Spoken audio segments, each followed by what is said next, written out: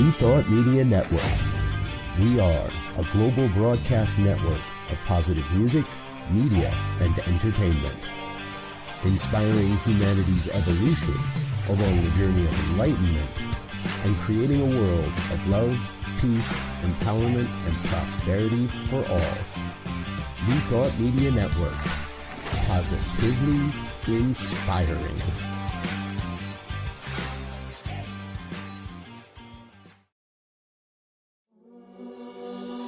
Free my mind, open my heart with the whispers of truth. To live a conscious life, to live a conscious life on the growing edge. On the growing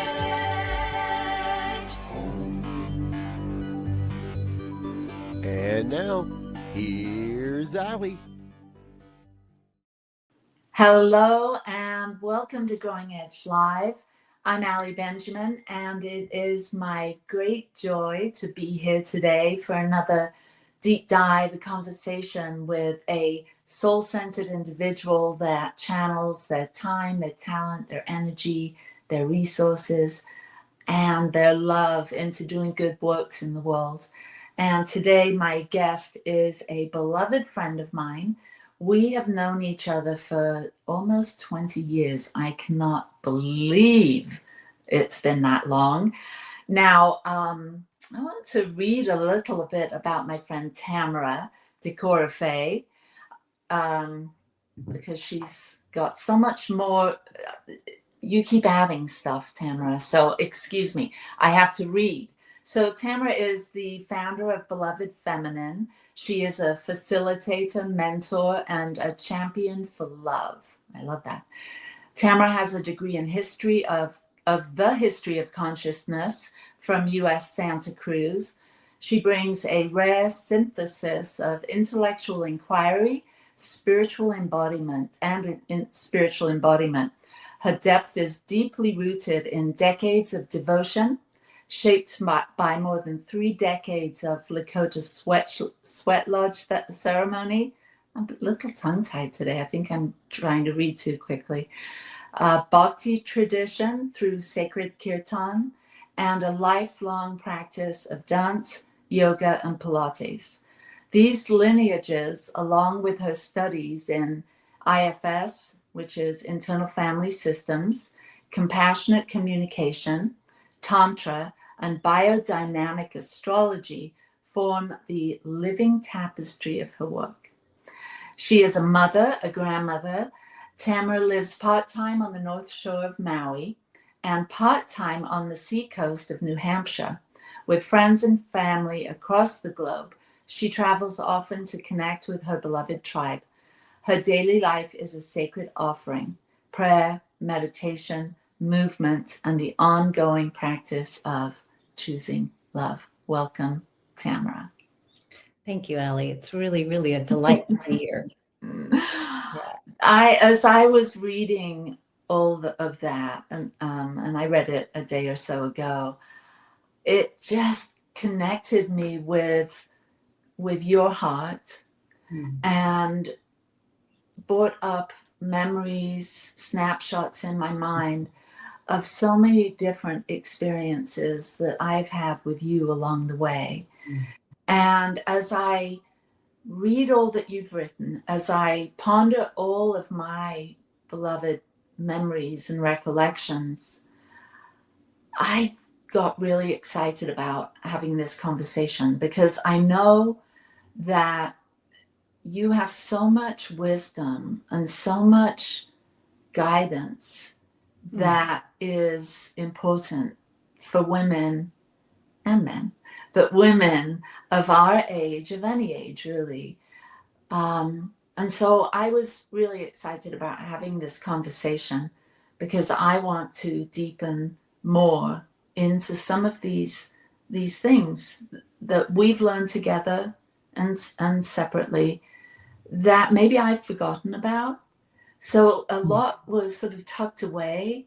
And I think for me, as I ponder our relationship and I ponder all these gifts that you have, I realized that a lot of what we've journeyed through together has sort of got covered over by grief for me.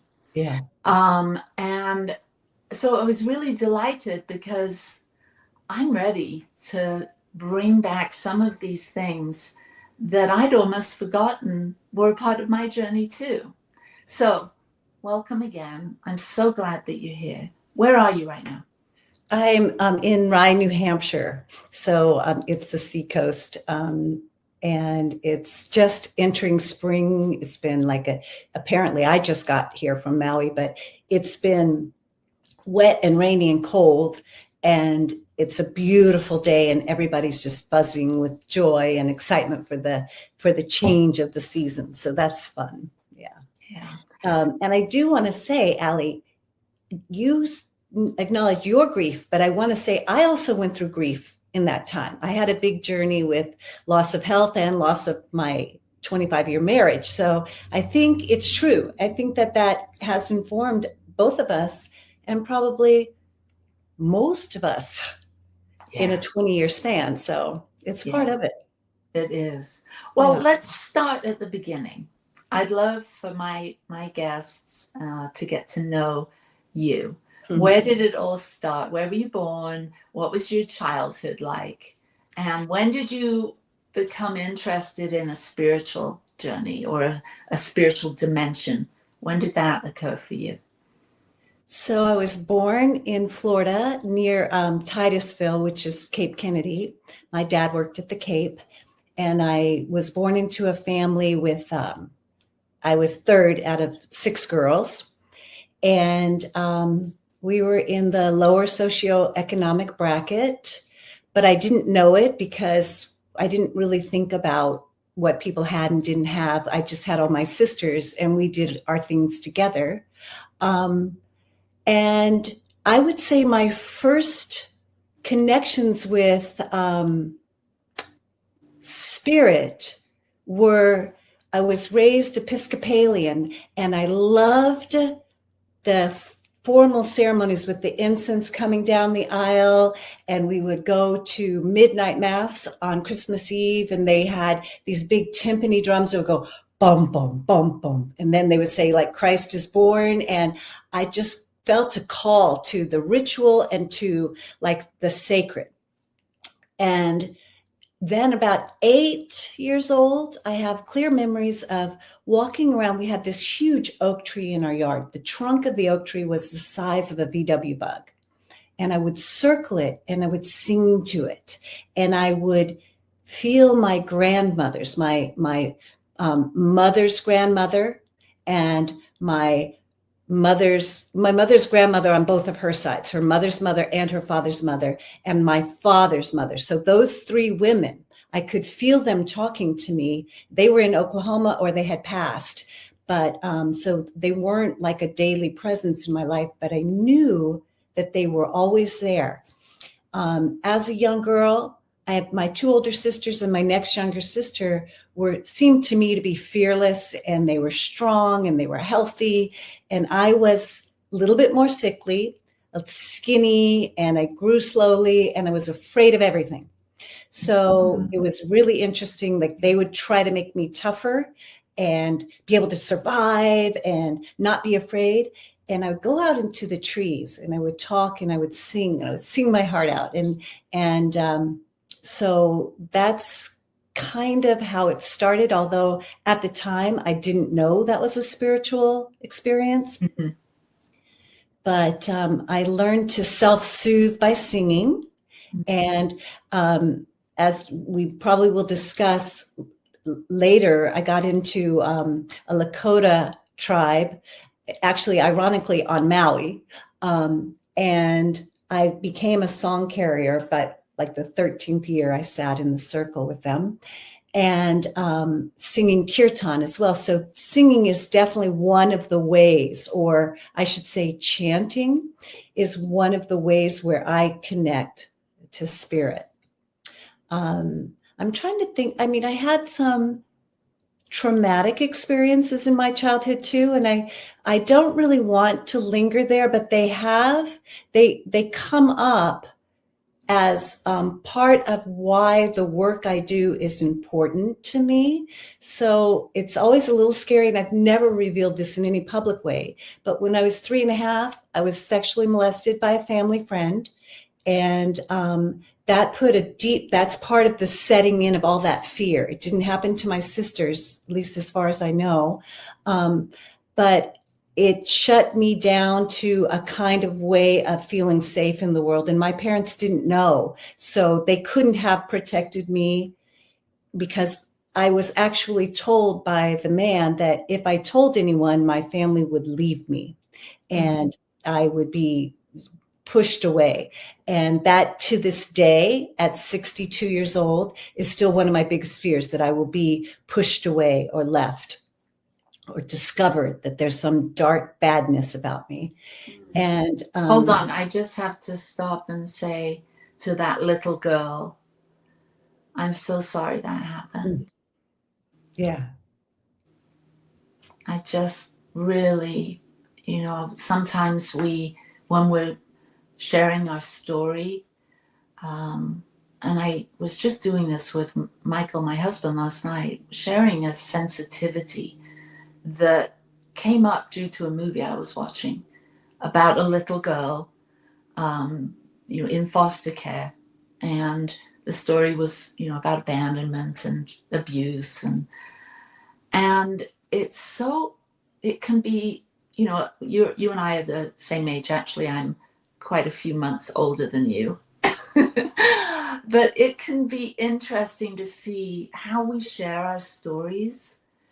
Especially for those of us that are in a position like you and I, we help others to heal, and we help others to establish a spiritual connection and a spiritual way of being in the world. And I think that sometimes I can hear myself talking too quickly about my pain or my story. Yeah. And it's not, like you said at the beginning, I don't want to linger here with the details. But there's something in us that almost rushes through it to where it doesn't land. And so that's why I stopped. Yes. And I just wanted to say, I see you, and I'm so sorry that happened. Thank you.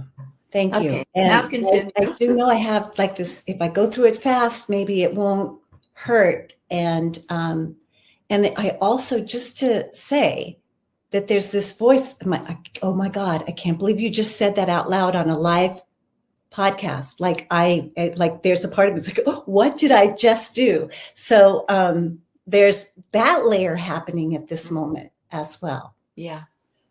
Well, I want to just stop there a moment, because I know you've studied IFS, internal family systems. And within that system, and for those of you that would like to know more about this, I highly recommend you find Dick Schwartz, who really came up with this model, this psychological model. It's so much more than just, addresses psychology. It's such a deep healing modality, to honor all these parts of us, the embarrassed parts that, what did I, the scared part that didn't want to reveal that deep, dark secret, or that, there's so many parts of us once we start this deep inner journey. And I'm seeing some of them, reacting to that big disclosure that you just made. And I'm hugging her too. Thank you. Yeah. And there's a miracle that has happened in my life from this story. And I have ADD, so it's hard for me to go linear, but I think now might be an okay time to tell it. When this event happened, and I was placed with a different family. Each of the 4 older girls were put with a different family for like a period of maybe 3 months while my parents had to go take care of an emergency. And so this family that I was placed in is where this event occurred. And so there was a room with a closet door. And I remember right before the first time, there was this angel that came out and she said, Tammy, you're going to be okay. And I remember I was 3.5 or 3.5 right there. And I remember being afraid of the angel.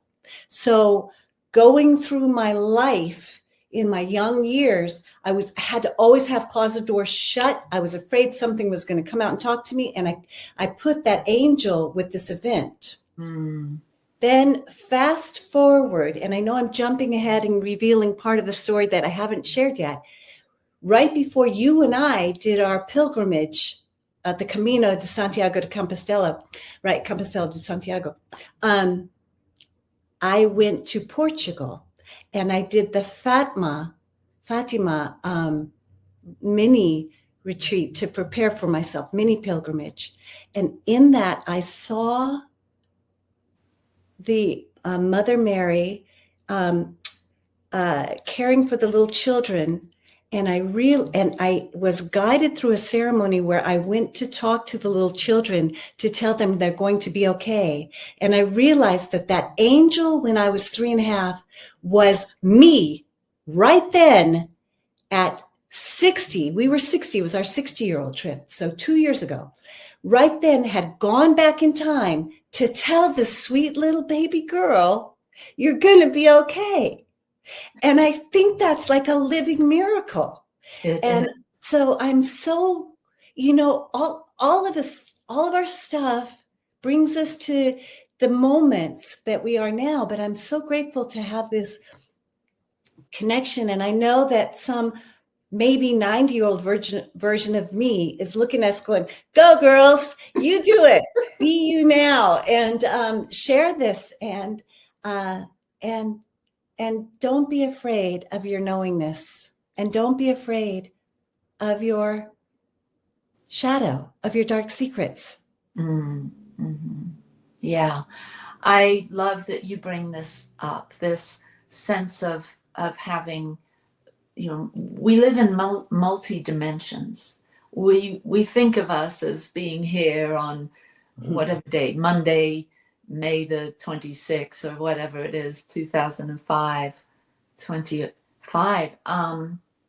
But there is still that little girl inside of you, inside of me, inside of all of us. There's that younger aspect that's still there.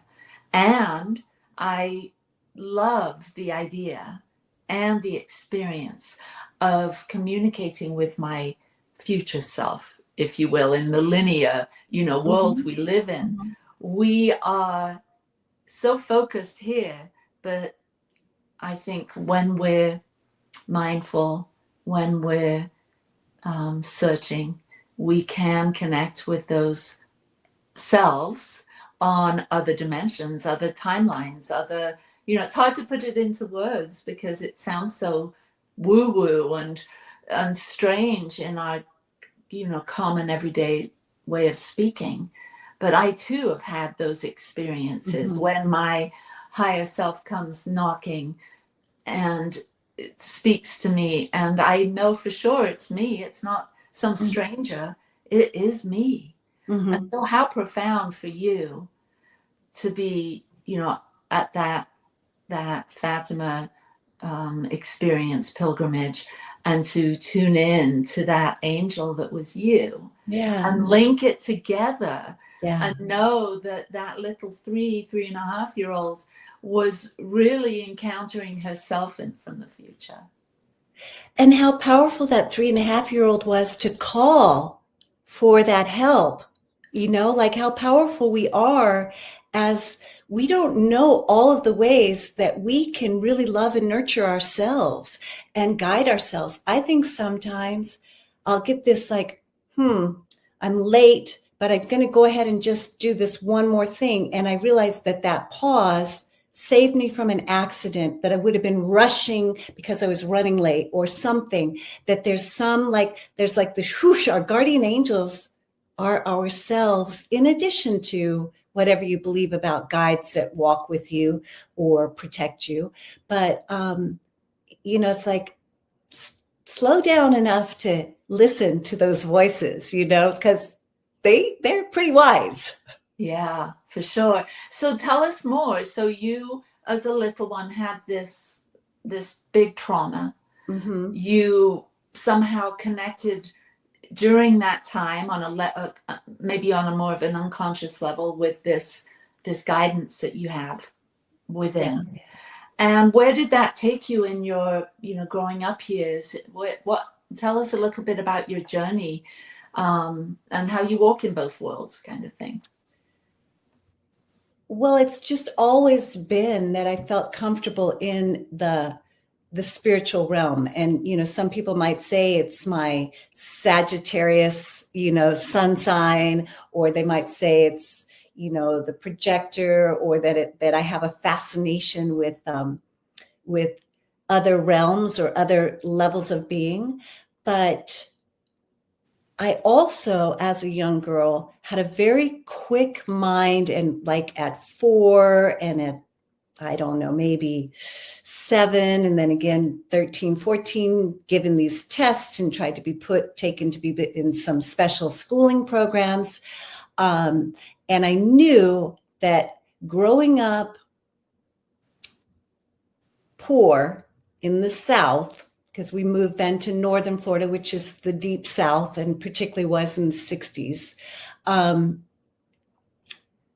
was my ticket out of that was to use my brain.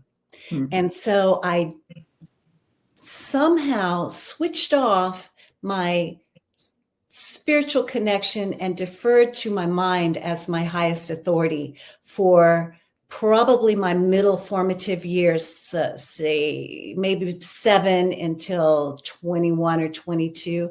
It came with me. Like, I knew I loved the ritual still. I loved my own personal practice of dance and sing and how that made me feel. But I still thought my highest self, my most important self, was my mind and my ability to do well in school, to learn things quickly, to be someone who was a smart person that, and particularly blonde hair, female in those years, it was hard for people to take you seriously. So I had to overprove, my worth to be taken seriously. And so I kind of stepped away from woo-woo things. But even that's not really true, because I chose a degree in the history of consciousness. Like, what is that, right? Like, I was studying world wisdom traditions and political philosophies on how we gather and why words mean what they mean, and what this culture uses this kinds of priorities and this culture that, and how do we come together as a people. So I think it was always there. I think it was just, I went academic with it for quite a few years, and that really delighted me. But getting from Florida, there was another deeply traumatic experience for me. My mother left our family on Christmas Eve when I was 16. And then my dad said, we're moving to California. It was just too hard. And we moved to California. And then he pretty quickly thereafter moved on to doing something else. And I felt I'm all on my own, and I got to figure out life. And it was, I would say, if you look at IFS or something, all the triggers came up, and I did my survival mode for the last of my high school years. And then I just said, I'm going to reinvent myself in college. And so, so that happened. I think if I was to give it one name now, it was like, you're tough, you can take it, you can do anything, you don't need anybody. And that set in, and I kind of had this, I'm a small person with this, I'm so big, I don't need anybody kind of energy that carried me through most of my college years, I think. And you went to Santa Cruz. UC Santa Cruz, yeah.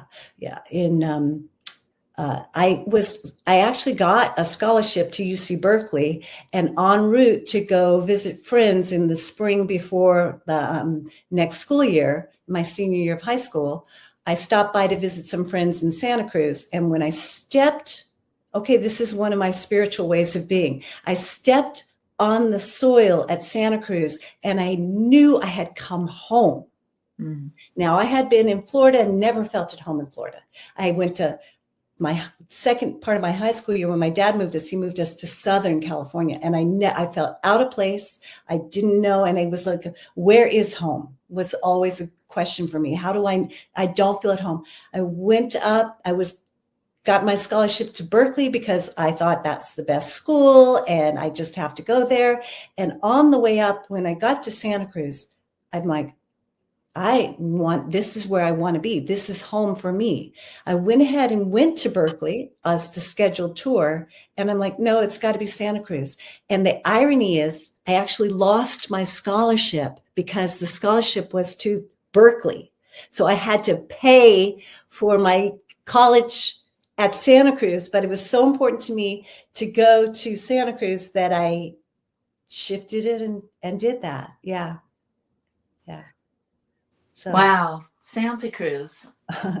yeah, the campus was formed in 1969 and I went there 1981. So it was only like its 12th year. And they had some classes where the students sat on the floor. And they just gave you a pass or a fail. And then instead of a grade, they wrote a 1-page evaluation on your performance in the class, like your participation, your written work, your test scores. And so it was an experiment with evaluation systems. I don't think they still do that. But what's your takeaway from all that? What's that? What's your takeaway from those years at Santa Cruz? Oh, good. Put me back on track. Well, the teachers that I met there that really opened my mind to this history of consciousness. I actually entered the university with a pre-psychology degree and was on the track to be a therapist. And midway, I got fascinated with like the coevolution of language and thought. And I studied 4 languages, and I got really interested in conversations about why people come together and make rules or make ways of living together meaningful and harmonious and interesting. And so I think the fact that I got exposed to those teachers on a more hippie campus made the difference on how I went, because I was going full academic track and full, professional track. And I just went, nope, I got to write it my own way, do it my own way. So I think that was a big takeaway there. And I loved sailing. So I was on the sailing team. Well, we're going to take a short break, and then we're going to come back and see where Tamara went after she graduated with this new hippie vibe. Sound good? Yeah. Okay. See you in just a minute. Please help us say thank you to our organizational sponsors, including the Hefferland Foundation, Affiliated New Thought Network, International New Thought Alliance, Science of Mind Archives and Library Foundation, Center for Spiritual Living Denver, Center for Spiritual Living Midtown, New Thought Philadelphia, Planned Happiness Institute, Summit Center for Spiritual Living, One Heart Retreats, Center for Spiritual Living on the Lake, Unity Kitchener, Unity Spiritual Center Ottawa, Om Center for Spiritual Living, Satya Center, Begin Within Ministries, Center for Spiritual Living North Jersey, Unity of Savannah, and the Center for Spiritual Living Seattle, as well as all of our individual donors. Thank you for being part of the New Thought Media Network. Please like, share, and subscribe. New Thought Media Network, positively inspiring.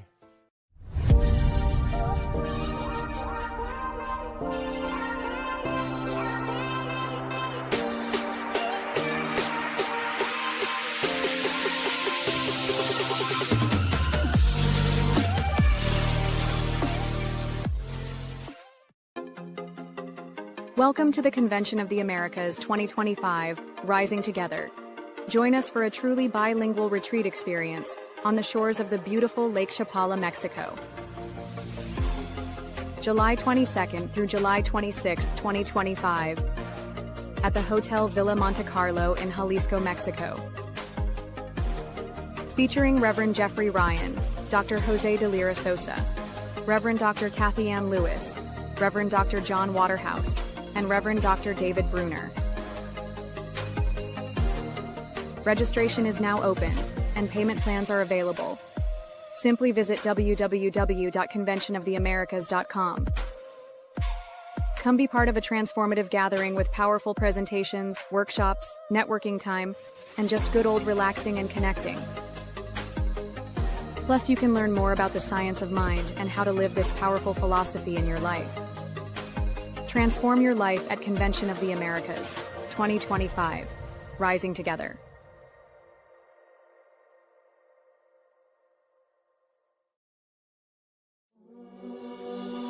Free my mind, open my heart with the whispers of truth. To live a conscious life, to live a conscious life on the growing edge. On the growing edge.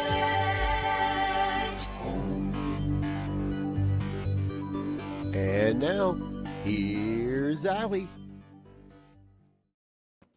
I'm so excited to be back because I've been conjuring up all kinds of questions, and there's millions, but I need to stay on track. So you graduated, and give us a sort of a little condensed, okay, what happened then? And then we'll dive into the work you're doing. Okay, so I dated the same young man throughout college, and so when we graduated, we moved together to Washington, D.C. and spent some years together there. And I really thought I was on a track to get married, and that didn't work out. Although it was beautiful guy, still his family's amazing. Just was like, okay, that didn't work. 7-year relationship. I'm moving back to the West Coast. And then I made my way out to Maui. I went to visit my sister, and I was just like, I've got to do something different, and I don't know what I'm going to do. I had done like a year of grad school at Berkeley, and I decided I need a break from rat race. So I went out to Maui, and I said, I'll do anything. Just, I don't want to have to be responsible. So I got a job waiting tables at the Four Seasons, and met a man who was a surfer and windsurfer, and said, oh, I'm staying. And so that was quite an interesting experience. And we just had an amazing and, ups and downs period of time together, and 2 beautiful children out of it, and a lot of great growing experiences. And in the course of learning how to be a homeowner and a wife and a new mother and a partner, my spiritual self really began to blossom, really began to say, she's right here too. And I have to say, those were very busy years, very busy. We were building houses and playing hard, surfing and mountain biking, whatever, just really full life. And I felt exhausted a lot of the time, and I felt buoyed up by my spiritual practice. But at that point, I got very involved in the Sweat Lodge community, very involved in the dance community, and I had a dear sisterhood of friends. And I began to really understand the power of trusting sisterhood, of opening and being a support for each other.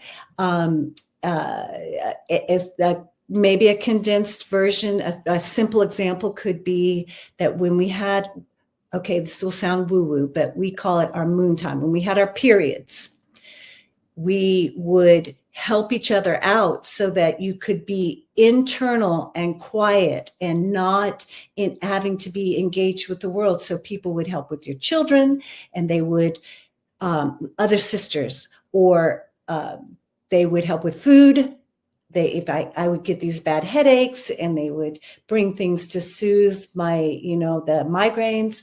And I really felt like this is how we as women, men too, we are all designed to live a little differently than the way we're actually living life right now as humans. But this support from the sisters saying, you don't need to exhaust yourself. Your body's designed to take a 2-day rest every month. And you need to actually get replenished and renourished in this time. We'll fill in the gaps for you. And that wasn't something that I ever saw any other time. And it was like, we were kind of all coming together from all over the world on Maui. So we were creating it as we went along, but there was this connection to the land on Maui, another place where I felt like I've come home. Mm-hmm. And we were connecting to the energy of aloha, that is about really the breath of love. That's literally what aloha means. And sharing and exchanging our hearts through our breath, through our words. And so those were the beginning parts. I wasn't aware of how it was working on me, but by having been there, I've lived there 36 years now. So the first 10 years, it was beginning. And then it became, this is something more important than just me. This is something that I'm actually here to share with the world. And it has an anchored in love without blame or conditions. That is so important. That is actually our birthright for all of us. And if we don't know it, it's heartbreaking to me. Mm. And so it's my dedication to life, to God, whatever name we want to give God, to myself, to be a vessel for this experience and for this true teaching, that love is also here. So I would say it was through those were the actions that I was taking, being mother, being wife, being homemaker, building houses with my husband, playing hard. All of those things were full.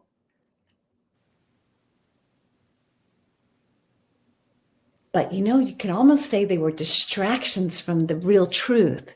And so at a point later, all those roles that I had got stripped away almost simultaneously. Not mother stayed, but I got separation from my husband after 25 years. All good. He's a good person. No bad feelings. And it was a tough experience. Mm. My mother died and I got just completely wiped out with Lyme disease, almost completely bedridden. And that all happened in the space of a year. And so being able to be a teacher, being able to be an athlete, being able to maintain my businesses, being able to carry a thought, being a wife, being a daughter, all of those roles, all those ways I knew myself, gone. And I spent that time laying in bed in pain, and like I couldn't really feed myself or dress myself, and I was all alone. Empty nester. My kids, that's the piece. They had just left for college. So I was like alone in this house. I had to wonder if I wanted to stay on the planet or not.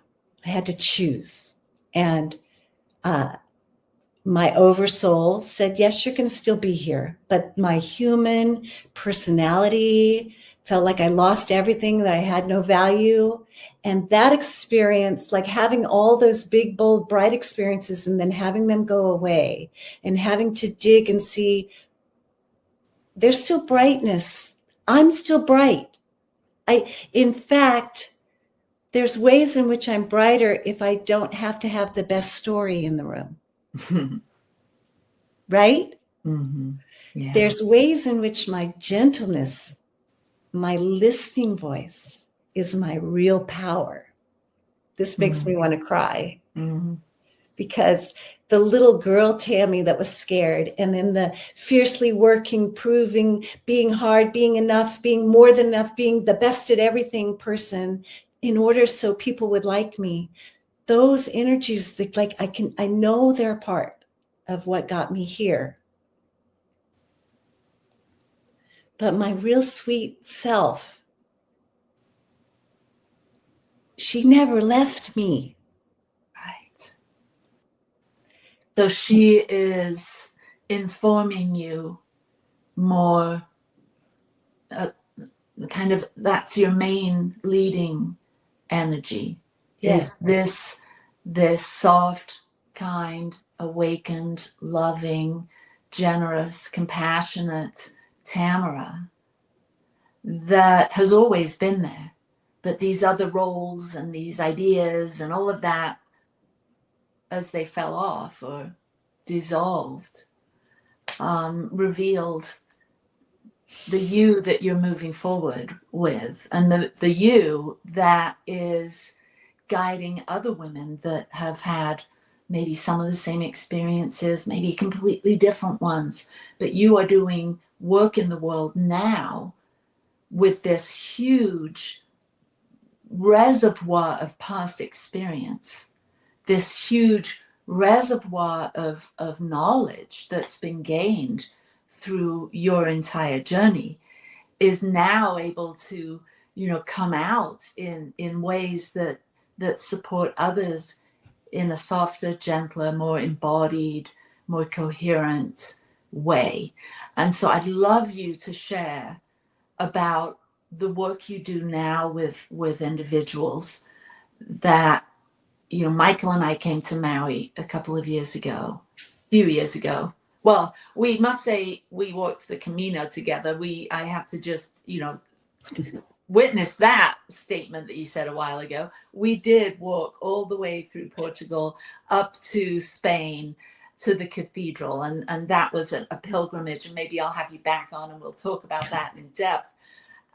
And so you've had that experience, and now you're bringing women on sacred pilgrimages yourself. So let's talk about that. Well, so I will also say, because I did reveal about what happened to me when I was a little girl and shutting down my sexuality, part of my experience in my 40s was I had just been so numb. I mean, I literally thought that orgasms were a lie. And so just like we're keeping this myth together. And I then delved into Tantra to try to work on my marriage, to be like, am I dead inside? Is there something wrong with me? And in this process, through the Divine Feminine Awakened Masculine Institute, was a very feminine-led, invitation only, soft and reverent, no sticky, no really wild energy. I got to learn about how my body works and that I'm not dead inside. And it got me really like, this is something I need to share to help. This is something that I have the ability, because I have the actual physical experience and the transformation that's possible. So part of my work for years was also being a healer and an educator in sacred sexuality. And I got trained and licensed. I went through 8 years of training because it was such a pivotal change for me. And it was good for my marriage as well. It was helpful. And so part of the work that I do is it involves just knowing that we have part of our birthright is to be alive and vital and vibrant and turned on. And if that's a connection that a woman may want to better understand in her second chakra or in her womb wisdom center, then I have developed and really chosen and really dived in deep to help with that. And I have helped couple thousand women. I've done quite a bit of that work, and I'm really grateful and honored to have been able to do that. The study, or the time that I spent, it wasn't study, just every week going to sweat lodges for so many years. I got the rhythm of the really indigenous or native path, and honoring and reverence for medicine. Now, in the Lakota lodge I was in, they didn't use any plant medicine. Tobacco was used as an offering, the sacred herbs of sage, sweetgrass, cedar, tobacco. But there was no ingestion of hallucinogens or mind-altering or psychotropic anything. But I got introduced to psilocybin, and it helped my mind connect with letting go of the clinches of my knowingness of the neocortex brain, and then understanding my body wisdom, my heart limbic brain wisdom, and my spiritual thing connection. So I work in very low and controlled doses with people who want to somehow move out of this 3D reality that has a hyper focus on the brain, on the neocortex aspect of being human, and to open and blossom within it. So those are things on the path that also I picked up and worked with. And I work with it in a very reverential and sacred way, like putting the medicine on the altar before, weeks before you're going to use it, as you call in your own personal resources and guides to have the medicine work for your best and highest good. And I am, if anything, I'm a space holder for the best and highest good to come out. And if we can remove layers of blame or guilt or shame, so that the more of the true you can come out, then that's the work that I do. I work one-on-ones in a 6-month containers for people who want to do a deeper dive or feel a calling that there's more fullness, more vibrancy, that they want a mentor. I'm a champion for holding the light and showing you there's love as you go into the underworld, and I'm very safe with that.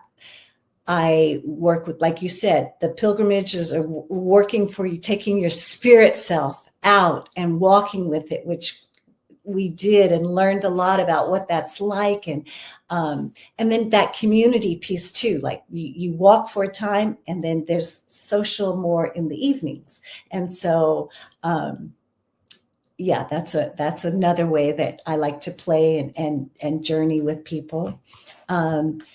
And I have, with my dear friend on Maui, we hold a container called the High Priestess Journey Cohort. And it's a time like honoring that most of the women I work with now don't still have cycles, but unplugging and going into that internal almost red tent, or, the moon lodge, that quiet time once a month for a day or two where we just go off the grid. And it's a group that's growing. We're just building it now.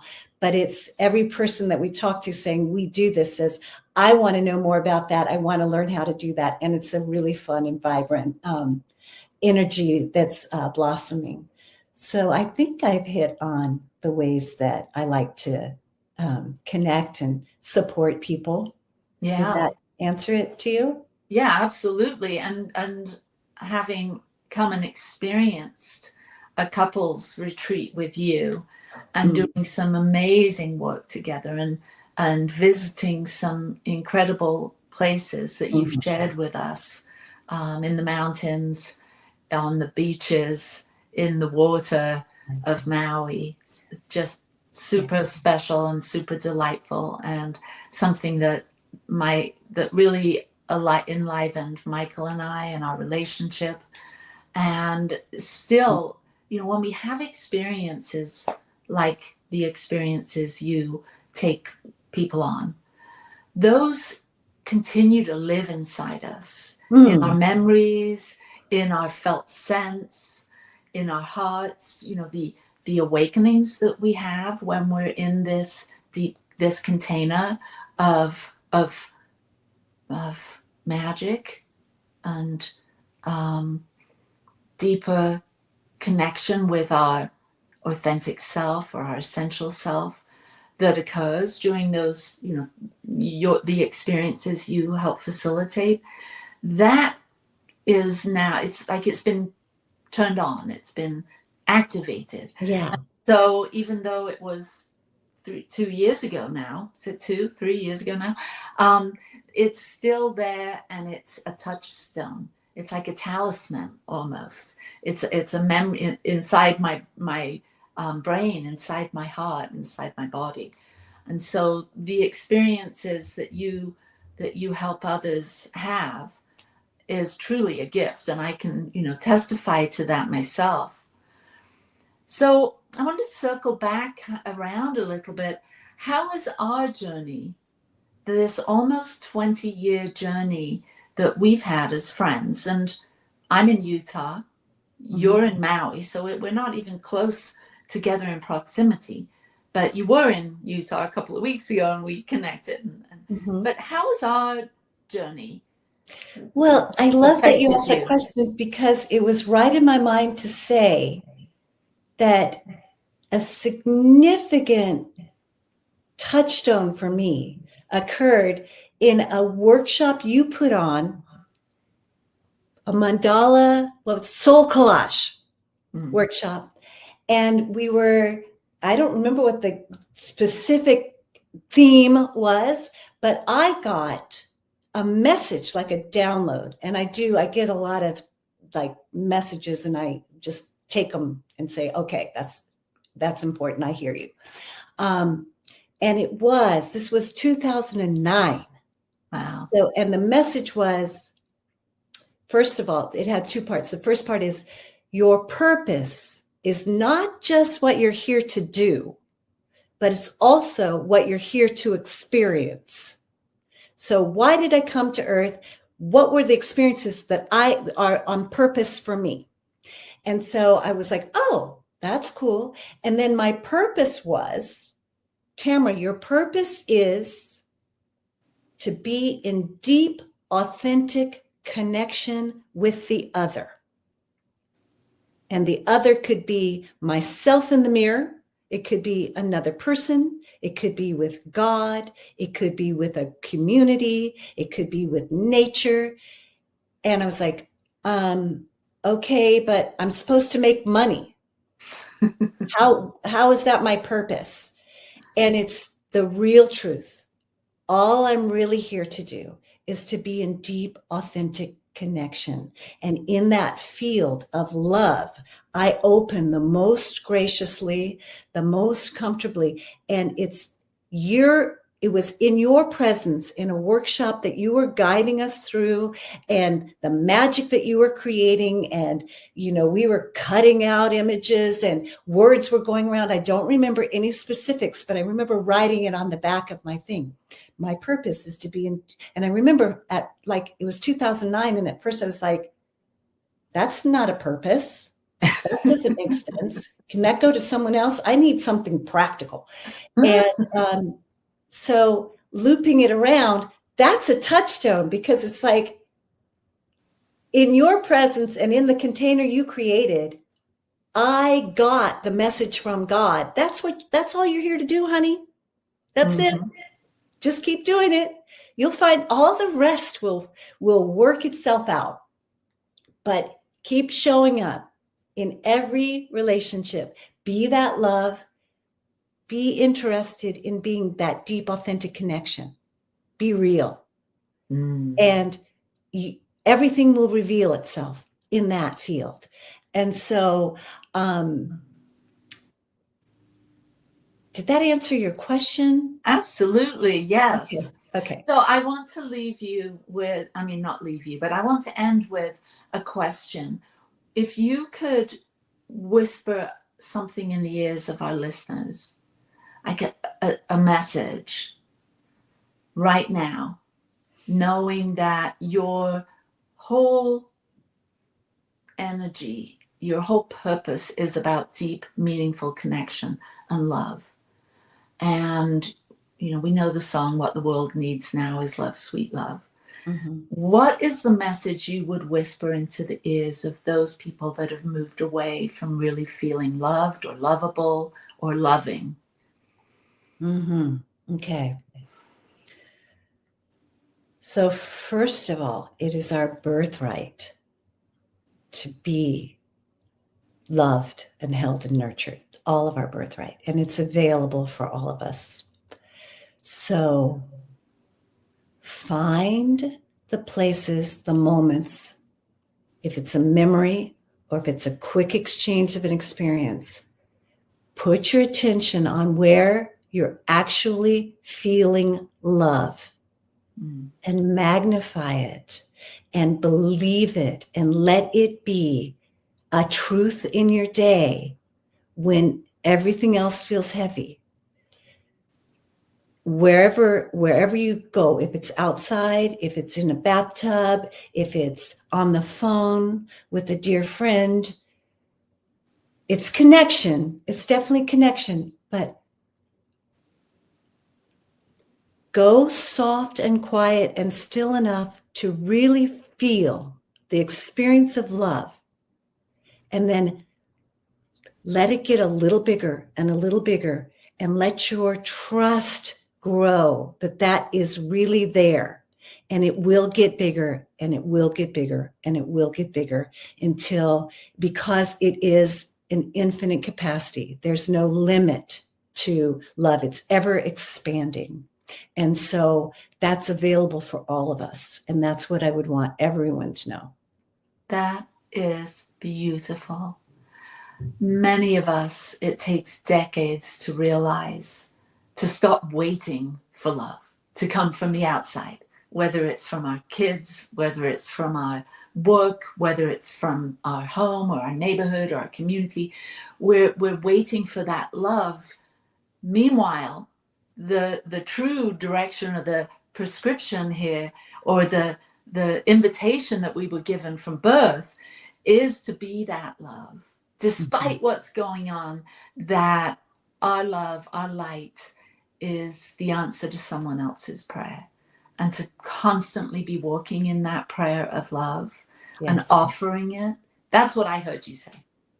Yes. And I tell it to myself. I say the simple words, and I think we talked about this, Sally, a little message that I say, in my inhale and exhale, in part of my meditation practice, in part of, even if I'm driving, I say, be love, in love. So that feeling of what it feels to be in love. So in that in love feeling, be love, in love with all that is, even if it's that driver who cut you off.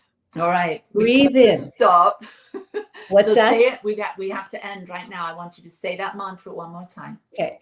Be love, in love with all that is. Thank you, Tamara. Namaste. Aloha. Peace and blessings. Thank you so much. We'll talk soon. And thank you, everyone, for watching today. Thank you for enjoying my friend Tamara with me. And thank you to New Thought Media Network for always producing this incredible show, Growing Edge Live. See you next week. Bye-bye. Free my mind, open my heart with the whispers of truth, to live a conscious life, to live a conscious life on the growing